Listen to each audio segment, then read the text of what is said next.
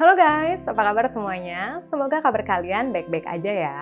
Perkenalkan, namaku Ajeng dari Journey Journal, tempat di mana kita bisa saling sharing pengalaman, mindset, tips and trick, and many things terkait dengan perkembangan diri dan juga kesehatan mental. Nah, untuk teman-teman nih yang menjalankan ibadah puasa di bulan suci Ramadan, aku mau ngucapin selamat ya, karena kalian akan merayakan Hari Raya Idul Fitri atau Hari Kemenangan. Aku berharap semoga puasa yang telah dijalankan akan memberikan banyak berkah buat kalian semua dan juga kedewasaan, baik dewasa secara pribadi maupun rohani. Dan menariknya di tahun ini, kalau kalian notice ya di kalender itu satu hari kita akan merayakan 2 hari raya rohani. Yang pertama ya Idul Fitri, yang kedua adalah kenaikan Isa Al-Masih atau Yesus Kristus. Jadi menurut aku hari itu tuh bakalan suci banget ya. Karena hal tersebutlah aku mau sharing pengalaman aku pribadi tentang memaafkan dan meminta maaf. Jadi ada 2 pengalaman dan menariknya adalah setelah aku melakukan hal tersebut, aku benar-benar mendapatkan rezeki yang nyata. H+1-nya, jadi aku sadar bahwa Tuhan itu benar-benar berkenan ketika kita punya niat yang baik dalam memaafkan dan meminta maaf. So, nggak perlu lama-lama, keep on watching.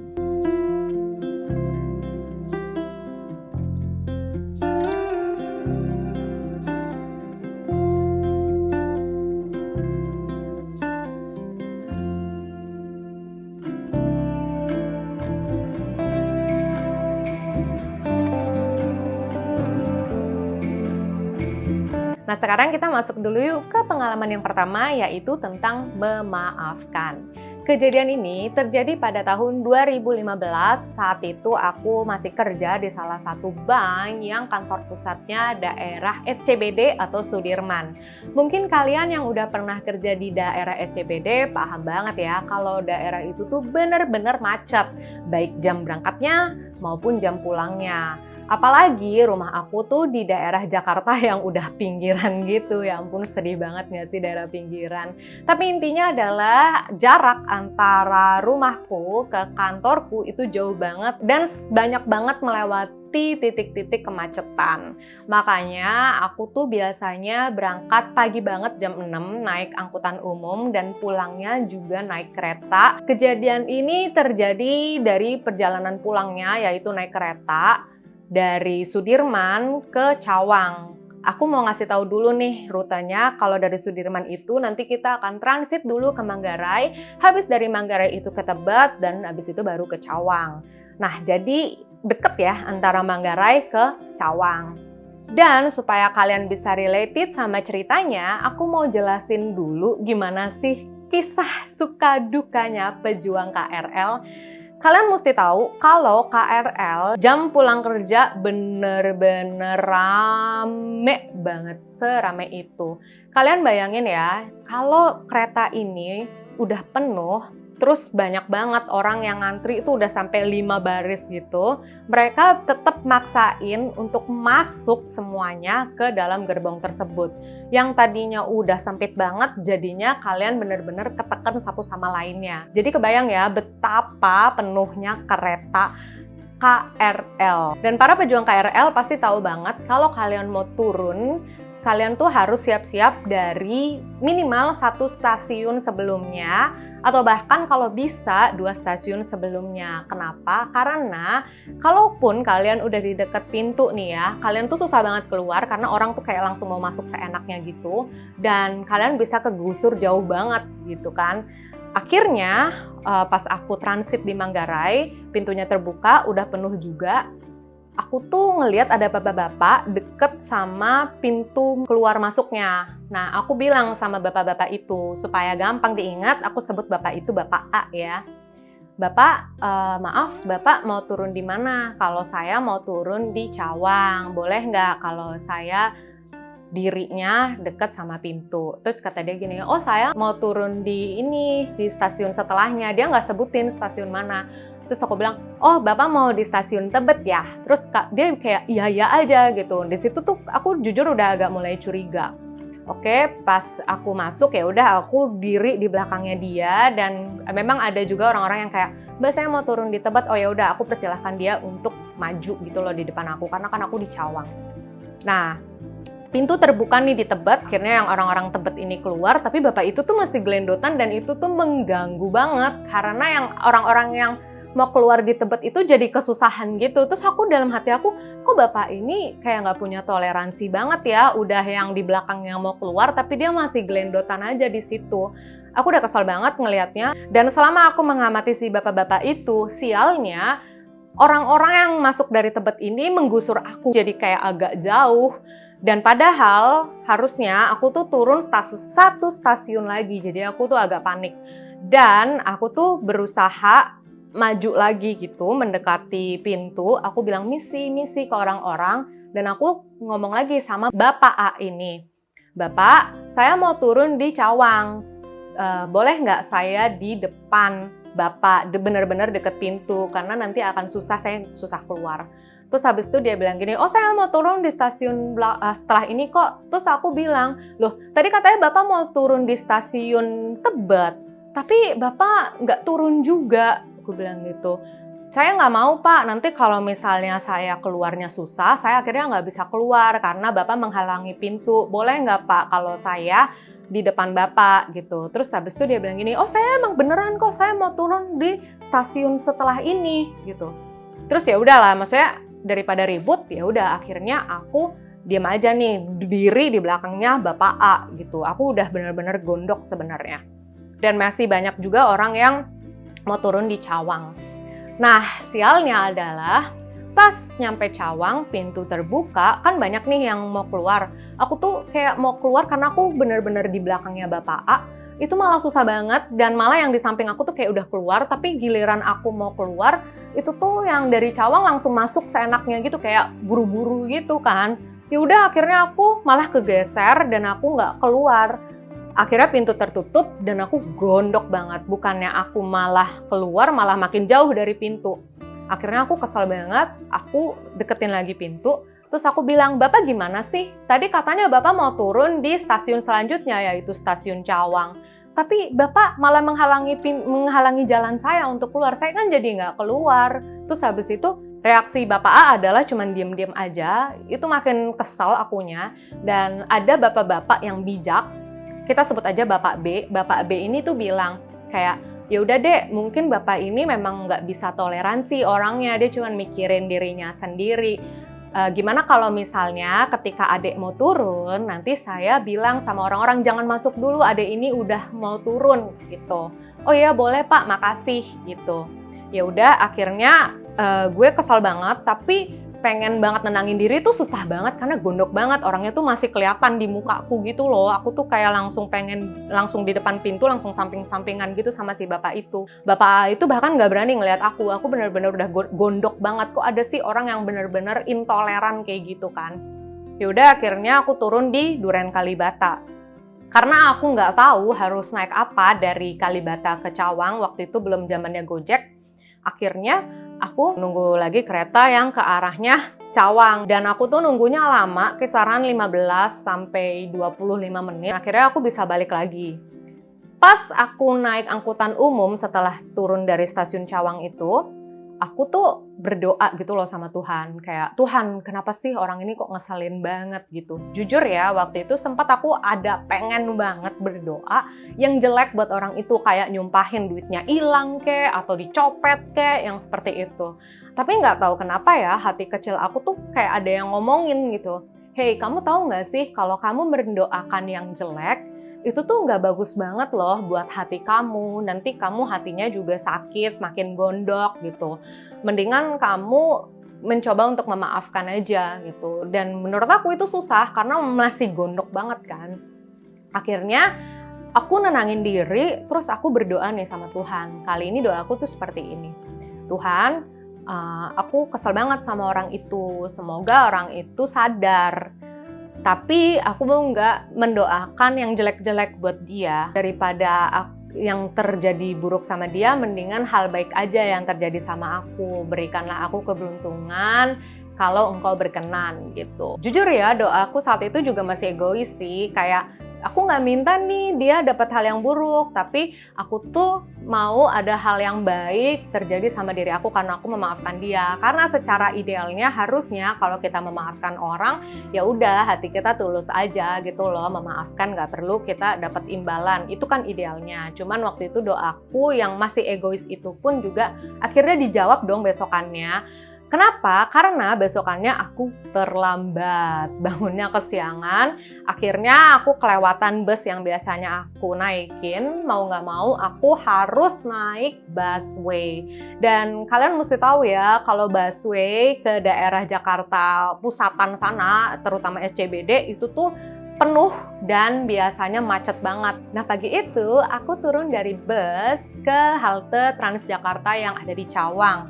Tapi aku langsung buru-buru karena aku ngeliat ada Transjakarta busnya arahnya Ben Hill, jurusan yang aku tuju. Tapi waktu itu udah posisinya orang-orang udah pada masuk. Wah, aku langsung ngetap lari cepet-cepet gitu. Dan ternyata pas aku mau masuk pun udah terlambat. Busnya itu udah mau jalan. Di barisan itu udah nggak ada siapa-siapa lagi karena udah masuk semua ke busnya. Tinggal sisa aku doang. Ya udah, aku tarik nafas aja ngos-ngosan. Nggak lama setelah itu muncul dong busnya yang jurusannya tuh Ben Hill juga, jurusan aku. Pas deket loh, kok aku ngeliat sepi banget gitu. Dan pintu terbuka, aku masuk bener-bener ternyata sepi, nggak ada siapa-siapa, cuman aku sama kondekturnya doang. Dan anehnya ya, kalian mesti tahu banget nih, kan kalau dari Cawang menuju Ben Hill itu kan ada banyak banget ya halte Transjakarta yang ditransitin, misalnya dari Pancoran Barat, terus ya pokoknya banyak lah gitu. Setiap kali kita ngelewatin halte tersebut, udah nggak ada orang lagi yang masuk. Jadi bener-bener aku dari Cawang ke Ben Hill itu sendirian dong, bayangin, padahal itu kayak jam berangkat gitu. Biasanya kan macet banget di Kuningan Barat ya. Tapi tuh kali ini tuh nggak semacet itu gitu. Pokoknya intinya perjalananku singkat banget dan nyaman banget. Aku seperti jalan dengan mobil pribadi. Pas aku nyampe di Ben Hill, aku tuh kayak sadar, apa ini ya jangan-jangan balasan dari Tuhan karena kemarin aku sudah memaafkan orang lain. Aku juga bilang sama diri sendiri, kalau memang ini beneran rezeki dari Tuhan, berarti bus setelah ini itu penuh gitu. Makanya waktu itu aku nungguin dulu, pengen ngeliat bus yang setelah aku ini gimana kondisinya. Dan ternyata bener guys, gak lama kemudian busnya tuh dateng dan tebak, bener-bener penuh. Orang yang keluar juga banyak banget. Di situ aku kayak amazed dan baru aku sadari ternyata memang Tuhan tuh berkenan banget sama doaku kemarin ya, sama upayaku untuk memaafkan orang lain. Ini juga jadi salah satu pengingat ke diri aku sendiri karena sampai saat ini ada banyak kejadian yang aku tuh susah banget untuk memaafkan orang lain dan I'm going through that. Aku lagi berusaha memperbaiki itu, tapi kejadian ini tuh selalu mengingatkan aku gitu dan aku berharap kejadian ini juga bisa mengingatkan kalian. Nah, kalau tadi kan soal memaafkan, gimana nih soal meminta maaf?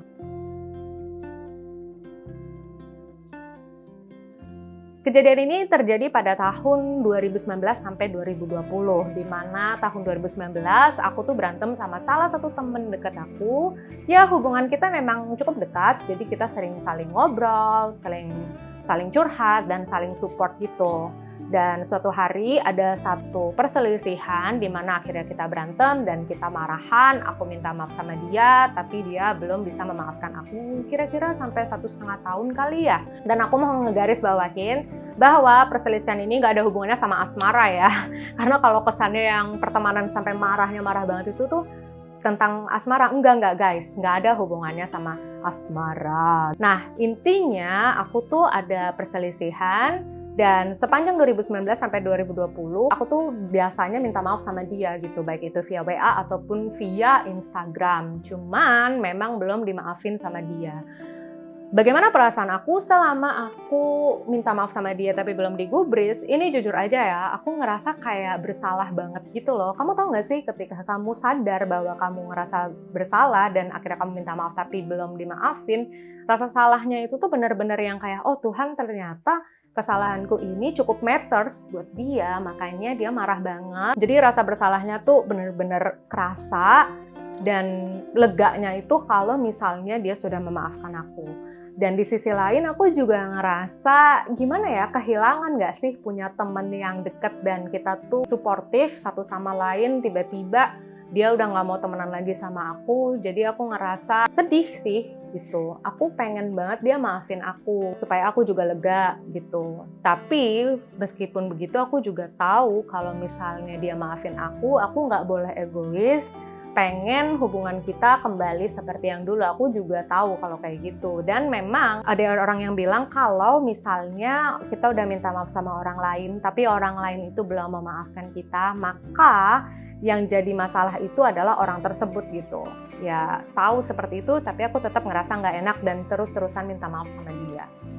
Sampai di pertengahan 2020, kalau nggak salah kan Lebaran sama Paskah itu nggak terlalu jauh ya, kayaknya kurang dari sebulan jaraknya. Kalau nggak salah juga Lebaran duluan baru Paskah. Nah di hari Lebaran itu aku minta maaf sama dia, entah via WA atau via DM, dan nggak digubris. Lalu pada Paskah aku juga minta maaf sama dia dan nggak digubris juga. Waktu malam itu, pas masih hari Paskah, aku tuh berdoa sama Tuhan. Tuhan, aku tahu kalau misalnya dia tuh masih marah sama aku, Tuhan. Tapi Tuhan, aku juga lagi ngerasain sakit hati sama orang lain, yang pasti bukan sama teman aku yang ini ya. Anggap aja teman aku itu namanya A ya. Dan orang yang aku lagi kesel banget itu namanya B gitu. Dan aku juga ngerasa sakit hati banget nih sama si B. Hatiku tuh juga sakit karena aku belum bisa memaafkan dia. Nah, aku nggak mau si A ini punya rasa sakit yang sama kayak yang aku lagi jalani. Aku pengen supaya dia memaafkan aku karena itu baik buat hatinya dia, bisa lebih sehat mentalnya gitu. Jujur waktu itu niatku tuh bukan kayak dia maafin aku karena biar aku lega gitu. Oh udah, aku udah nggak ada beban lagi nih, udah nggak ada utang salah lagi karena dia udah maafin aku. Enggak, tapi lebih ke arah bener-bener pengennya dia itu hatinya tuh lebih, apa ya, bisa dibilang lebih ringan lagi karena emang memaafkan orang lain itu bagus buat dia. Dan you know what, mungkin karena niatnya udah nggak seegois ketika aku meminta maaf sama A karena aku pengen lega gitu ya. Jadinya Tuhan mungkin lebih berkenan kali ya. Akhirnya dia menggerakkan hati si A. Si A itu besok paginya kayak ngubungin aku gitu. Aku lupa omongannya apa, tapi intinya kita bahkan ngobrol lagi. Dia sampai nanya juga gitu kayak, kamu udah pernah baca buku ini belum? Karena kan dia tahu ya kalau aku suka baca buku. Oh belum, malah kita jadi ngomongin buku, terus jadi ngomongin update terbaru tentang lingkungan kita, dan ya pokoknya seperti itulah. Jadi aku senang banget sekarang karena dia udah maafin aku, dan bahkan yang aku nggak ekspektasi sih kalau hubungan kita tuh bakalan lebih baik gitu. Tapi ternyata emang lebih baik lagi hubungannya gitu. Aku bahkan belum cerita sama teman aku, tapi kalau kamu nonton video ini, kamu pasti tahu deh siapa yang lagi diomongin, yaitu kamu gitu. Tapi jujur aku senang banget sih, aku bisa memperbaiki hubungan sama kamu, temanku. Dan aku juga cerita sama ibuku gitu, kayak, Ma tahu nggak sih, masa begini-begini Tuhan tuh baik banget ya gitu. Dan mama makin, karena mama menurut aku juga cukup dekat sama Tuhan, dia makin bersyukur juga sama Tuhan. So itu dia 2 pengalaman aku tentang memaafkan dan meminta maaf yang paling berkesan. Walaupun di dalam pengalaman yang aku ceritain ini, aku langsung dapat balasan yang instan dan nyata banget. Tapi sebenarnya bukan itu yang mau aku tekenin. Yang mau aku tekenin adalah kalau kita saling memaafkan, entah itu kita memaafkan atau kita yang minta maaf, sebenarnya benefitnya tuh balik lagi ke kita, yaitu hati kita jadi lebih besar, hati kita jadi lebih ringan, dan yang pasti Tuhan itu berkenan. Bukan berarti dia pasti harus memberikan kamu rezeki seperti yang ada di kisahku, tapi aku yakin banget kalau Tuhan tuh berkenan. So, aku berharap video ini berguna buat kalian. Aku juga pengen banget tahu nih, kira-kira kalian punya nggak sih pengalaman soal memaafkan dan meminta maaf? Mungkin nggak langsung dibalas sama Tuhan seperti pengalamanku, tapi ternyata efeknya bagus di psikis kalian dan kesehatan mental kalian. Boleh banget share di comment section below. Kalau kalian suka dengan video ini, like, share, comment, subscribe channel Journey Journal, karena kedepannya kita akan bikin konten-konten tentang pengembangan diri dan kesehatan mental lainnya. Akhir kata, selamat Hari Raya Idul Fitri dan kenaikan Isa Al-Masih atau Yesus Kristus. Thank you so much karena sudah nemenin aku dan have a nice journey. Bye-bye.